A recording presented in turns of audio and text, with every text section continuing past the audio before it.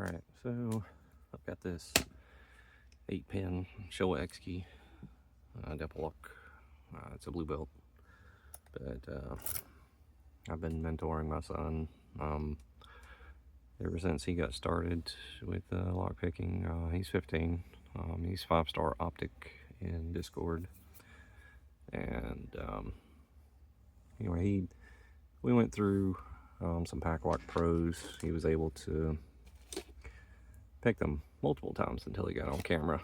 And this little top boarding on the keyway broke on 3 of them. So anyway, rather than frustrating himself with those, I've been helping him out with this one. So he's picked it probably 8 times off camera. So I want to help him get it on camera, but I figured I'd go ahead and get a recording of it. It's key. So this one actually has 4 sets of pins on the left and 4 sets of pins on the right, on the top, none on the bottom. Some of them directly oppose, some of them don't. And the ones that directly oppose actually kind of halfway set themselves. So interesting little lock. This is a Japanese door lock. This was around the outside. I took it off. It's just easier for assembly and mounting and all, but this just pops on and off. Has no effect on the lock. The core retention is still in. So use this little Z-bar from the Sparrow set and a neutral flag from the Sparrow set. And everything in here is spools except for the last one on the right. Is a straight pin. And then there's this little spring and detent also in the back behind the straight pin. Gutting and reassembly are both a little bit of a challenge, but I first picked this lock, God, probably 6 months ago. I finally gutted it for the first time today, or was it yesterday? Yesterday. I reassembled it today. A little bit of a challenge to reassemble. There's an open. I'm not going to turn any further than that. I didn't actually check to see if the pins will drop in the keyway or not on this one. So we'll go with this and lock it back up and get a little gut on film, hopefully without everything pouncing everywhere. For that, I'm going to go ahead and readjust camera a little. Turn down the TV volume a little. Sorry about that. Core retention on the back.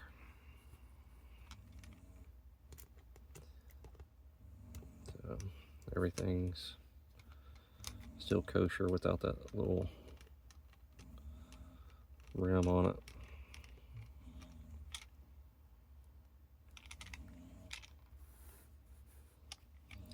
I have some shims here to help with the disassembly just because of the opposing pins. The first time I did it, I managed to juggle left and right without the shims except for the front 2 pins, but the key pins are different and the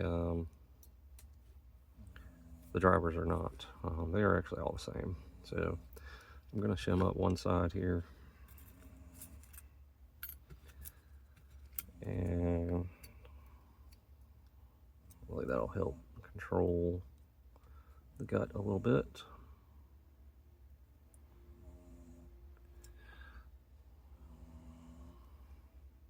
I'll just get the other side with the follower that I'd rather throw on the floor, I suppose.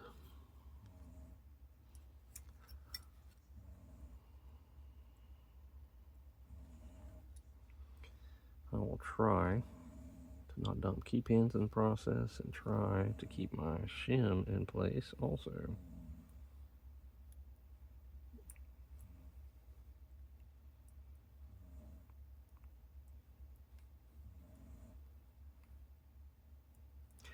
And one other thing that I learned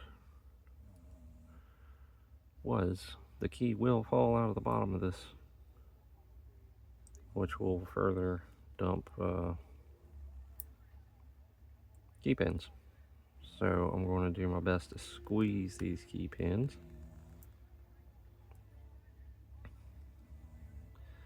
to kind of spring some tension on the keyway, or on the key itself. Keep it in here. I'm probably going slower than is necessary, but let's be careful. Alright, left side first. Rearmost key pin. I'm just going to drop it in 6 just because, whatever reason. Second from the rear key pin fell in slot 3. I'm going to move it to 4 because there's a little bit of a gap.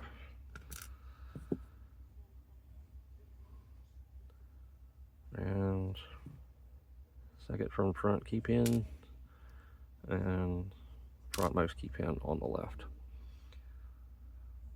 Now, let's go with the little detent key pin, if you want to call it that. I don't know what you really call it. In the rear, on the right, I'm going to put it in slot 5. And then we have the 4 key pins, as you can see here. So the 4th one,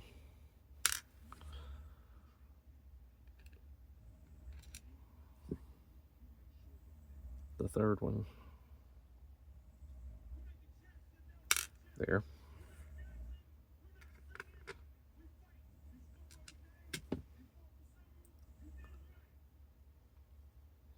The 2nd one.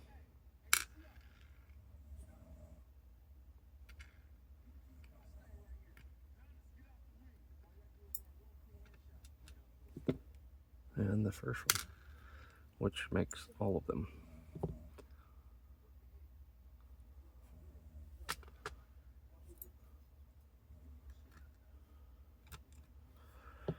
Now for the fun part.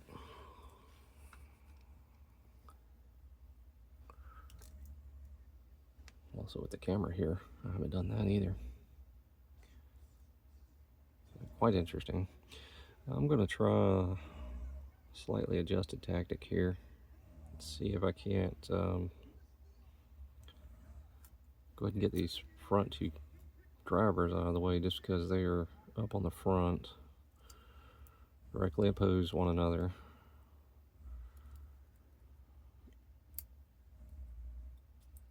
And generally whenever you're at the last bit of your follower, you know, it kind of likes to flop about a little bit, which makes ensuring that you it's in there holding the pins a little bit more difficult. So we'll see what we can do here. And really it doesn't matter if they all just fly out, honestly, because the drivers are the same, but just try to do this as cleanly as possible. Alright, let's try this first one on the left while retaining the rest of them. And I don't know if you can see that orientation here, but the flat side's up as it's supposed to be. There you go. Pointy side down.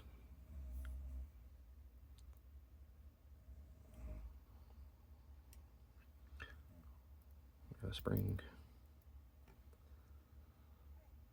Let me see if I can get the second one since I have these shims in place.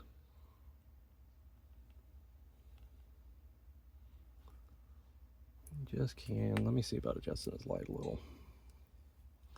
You can see the flat head in there before I get my tweezers in the way.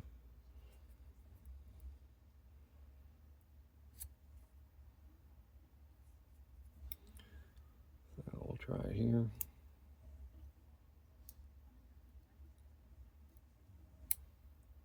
There you go. Pointy side down. That's the second driver on the left, and the spring. Let's see, let's go for one more.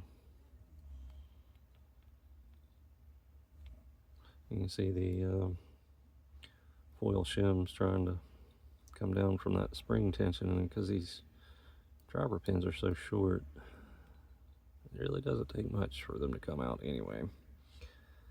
So I may actually stop there because we have this gap before the next pin. So let's come on back with the follower. Let's go ahead and pull this shim out.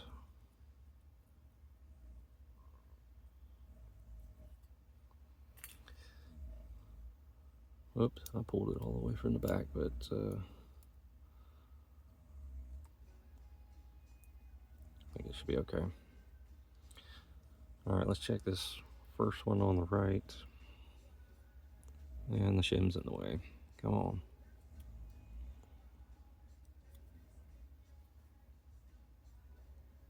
There we go. So you can see the head, the flat head. It's kind of peeking up there. Go ahead and get these tweezers in, hopefully not lose it.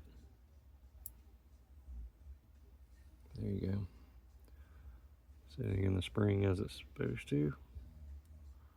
First on the right. And the spring just went bouncing. And you can see the flat head of the second one just poking up there.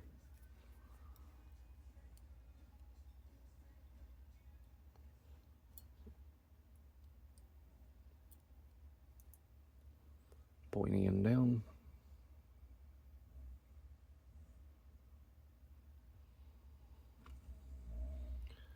Spring.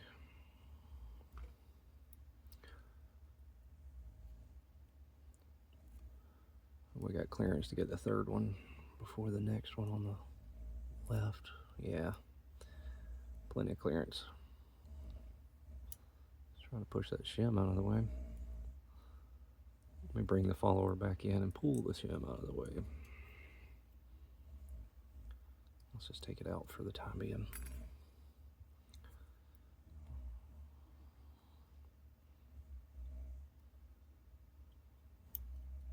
There we go. Pointy end down. If it'll zoom or focus. So this isn't for any build requirement for me. Just helping film for my son, and why not? It's one more down point. Alright, where are we in relation to the next?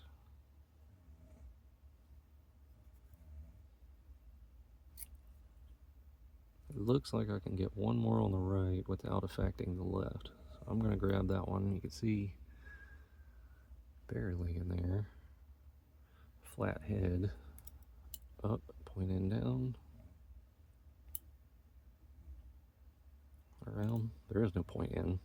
As I said, this is a straight pin. So there you go. Number 4 in the spring. Popped out.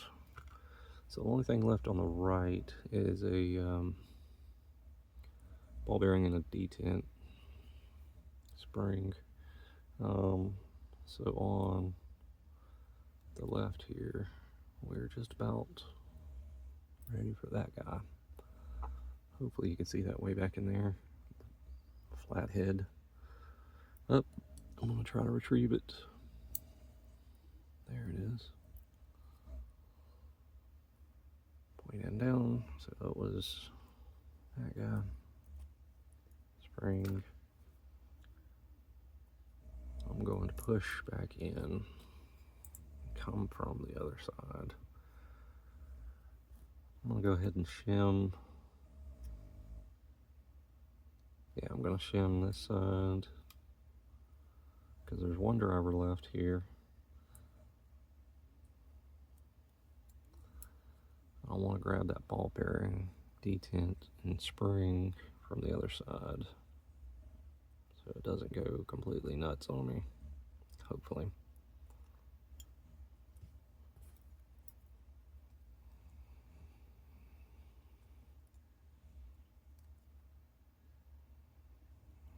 Yep, here it comes. There's ball bearing rolling around where it wants.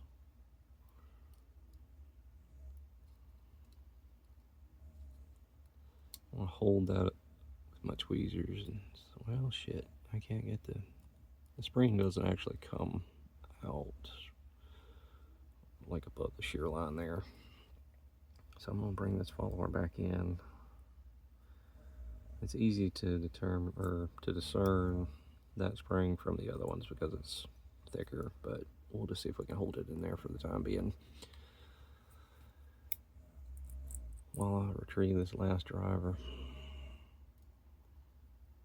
There you go. Flat side up, point side down, and spring. Now let's go ahead and get all this out of the way here.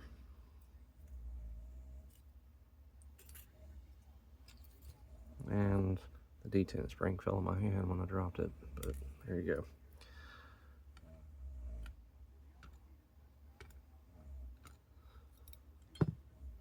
Nothing fancy about this cylinder.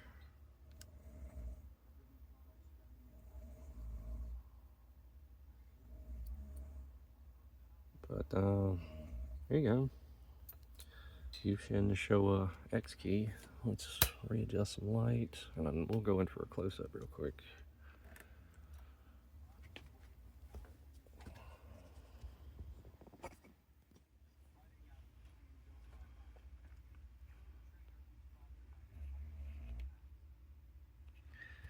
All right.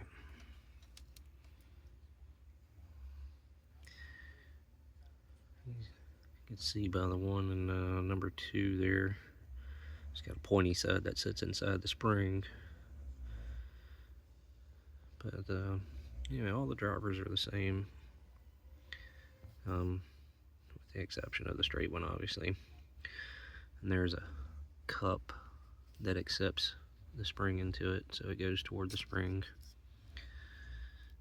Yeah, U-Shin Showa X key. And here's the key. Thanks.